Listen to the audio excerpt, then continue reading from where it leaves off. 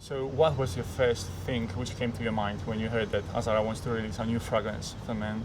My first reaction was that it was a big challenge because the Azzaro brand, in the eyes of the public and in the business in general, at least on the fragrance, the Azzaro brand was weakened.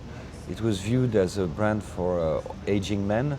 It did not attract a new clientele or younger people. So it was a big challenge and an opportunity. It was my first experience, also major experience on the Azzaro brand. Because I had not been working on this brand before. It was a unique opportunity to revive it. And to do so, we had to dig into what makes the Azzaro brand interesting. I'll be honest with you, like many people at first, I did not think the Azzaro brand was such an interesting matter, you know. But it's probably out of ignorance, because once we dug into it and we looked at the personality of Loris, we found that it was extremely rich and joyful. There was a lot of material there that was not used, and all we had to do is take it, look into it, revive it. It's perfectly adapted to our times. It's what people need nowadays, I think, actually. Okay. So I think that it was a quite difficult and good challenge for you just to create, because everyone knows, for example, Azzaro Chrome, which is the most popular fragrance from Azzaro, and now you create something which should be, you know, catch the eye, catch the nose of the customers. So I guess that it was. It's true. The first step in relaunching the Azzaro brand was to do a new Chrome campaign, which we shot in Greece, in the Greek islands, a couple of years ago. The main thing we had to do was to repossess the brand. A lot of things with the previous teams had been done through agencies or subcontractors, and my first reaction was to say, and that's why I speak about Chrome a little bit first, was to say we have to do it ourselves. So like we do on the Mugler brand, for instance, I decided that we should write the film and the script and do it within the studio, of course with the communication department and all the departments at CFG, but not give the project to someone else, so that the teams get the feeling of the brand themselves. And this is very important. And that paved the way sort of to start working on Wanted, so that everyone is involved and is possessed with the subject. Not something that you a bit carelessly put together with the consultants and this and that. It's the teams within the house that make the story and that make a project livable. Okay. Yeah. Is that true that men customers are more difficult than women? Not necessarily. They are difficult like female customers, but in a different way. In which way? For one thing, on the design, if we speak about design, which is important, the male customer doesn't like overstated things. Or if they are, they have to be done in a very clever way. So that's why making a bottle on Wanted, that was an object before being a bottle, is a challenge, because to make it acceptable for men, it has to be very bold. It has to convey exactly the values that you want to convey in your project, in your history, and in the fragrance itself. In that sense, I think that we have succeeded with Wanted, because we have something that is massive, that is bold, that appeals to men. Or we hope so. But so far we've tested it with some people. This is the reactions we get. Men are, in some countries, it varies, but in some countries, reluctant to admit to sophistication. I remember yesterday you spoke about how in Poland it's difficult to bring men's interest into fashion. Well, it's been like this at various levels in many European and other countries, actually. If you confront them with too much sophistication, they will be a bit shy about it, because they think it's feminine, or it's not exactly the male image they want to project. So, to go back to your initial questions, I don't think they are more difficult, but they're a little more shy about everything aesthetic. So you have to approach them in the right way. So for you, it's a difference when you are working, for example, for male or female? Or you prefer? No, honestly, it's equally interesting. It's just that your parameters are a bit different. You can go perhaps much wilder on feminine projects because women have much less inhibitions about fashion and aesthetics and cosmetics and fragrance. They're much more educated than men in that respect most of the time, and in many countries. So they would be leaders, you know. And if you want to be more daring on a male project, you have to count on all the women that will buy the product for the men, because as we know in fragrance, for instance, it's between 40 and 50% of the products that are bought by women for men. So perhaps the men will trust their women if those women introduce them to a project that it's a bit more daring than what they would have gone for.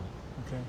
And tell me one thing, you as a creative director and your team, you are involved from the beginning of the project of creating a new fragrance, or you be a part later on? Yes, we are. It used to be different, but I think that's what makes the quality of the new projects we have at CFG, is that when we work on a project like Wanted, or on projects on the Mugler brand, on other projects in general, but when you start on a new territory, on a line that doesn't exist yet, on a new name, we put together a team that includes Pierre, our olfactive consultant whom you've met, Sandrine, our president, the brand direction, the studio, so there is myself and some people in my department also. And sometimes some other people. We work a lot with a philosopher, for instance, Catherine Perret, a French philosopher, who nourishes us with stories on symbolism, on aesthetics, and even on how some ideas reflect in our times. And we work every aspect of the project together. It's not that you have a juice and then a bottle and then a story and then a communication. We work on a general idea and something that we try to get excited about. And if the entire team is excited about it, then it moves naturally in the same direction. This is what happened on Wanted. Even though I must say that on Wanted, the design of the bottle, once we had it, it sort of made us shift the concept a little bit. But altogether, this process that we called co-creation, which is not one creative guru isolated from everyone giving the godly word, it's not that.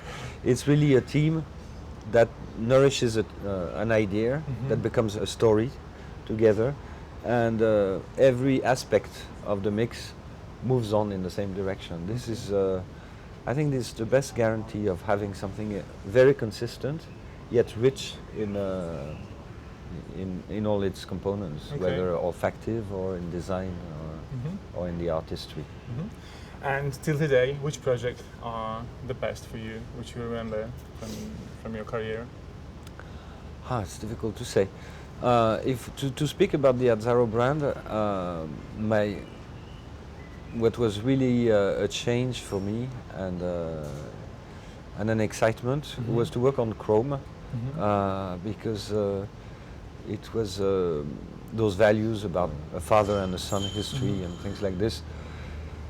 They've been repeated over and over by agencies, but I think they were a bit dry, and it was very nice to, as a team, as a creative team, to work directly on the project and reimagine and give a more contemporary reading to that concept. So that was an excitement, and I must say the Wanted concept was definitely a milestone, because I have worked for the Mugler brand for practically 30 years, and until I started working on Azzaro, I was not even sure I would be able to work for another brand. So for me personally, it was very exciting. Because it proved me that there are possibilities. I mean, it might surprise people that I say that, but but the Mugler brand is like a sect, you know, or a cult or a chapel. So to open yourself to something else may seem difficult for some, but it was actually very easy and very exciting. Now on Mugler, there have been, of course, tons of exciting projects.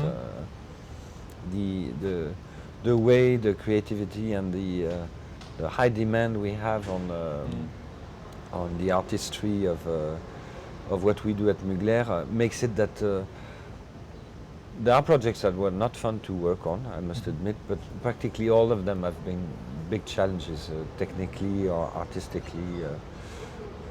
Recently I was in Prague for a film on a new project that we will discover next year, and we worked with some people who invented visual techniques as we were filming, so it was really it was something. It was exciting. Of course, the creation of Angel was something fascinating, but at the time we didn't realize what it would become. So, in retrospect, it's difficult to say how important it was for you at the time. We realized afterwards that it was the stepping stone for a big brand. It is kind of a mystery for you when you create something, because at the end you didn't know how the customers will react, after you implement, for example, a new fragrance. It's true, we don't know, because for one thing we don't do many tests in advance, because we believe that if a product comes on the market just driven by tests, its chances of success are not any bigger, and sometimes they're weaker, because when a product is too marketed, the public feels it. When something comes from the guts, you can convey some of that to the consumers, and they're usually sensitive to it. Of course, we don't know for sure if something is going to be a success or not. The best guarantee for success is our own excitement, I think. Yes. It's not very scientific, I must admit, but this is in the past, honestly, things have proven to be that way. Yeah. And I remember some projects, I won't tell you which ones, but I remember some projects on which there was only a mild consensus and there were some tensions, and you could tell that everybody was not really in line, and they were not successes, they were failures sometimes. When there is consistency throughout the project, I can hear Pierre talking about wanted on his own field, which is olfaction, the way I speak about design and communication.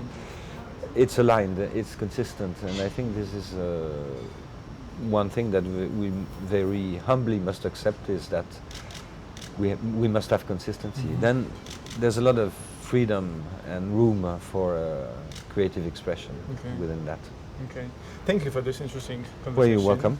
I hope you enjoyed it, and I hope it was interesting. Thank you. You're welcome.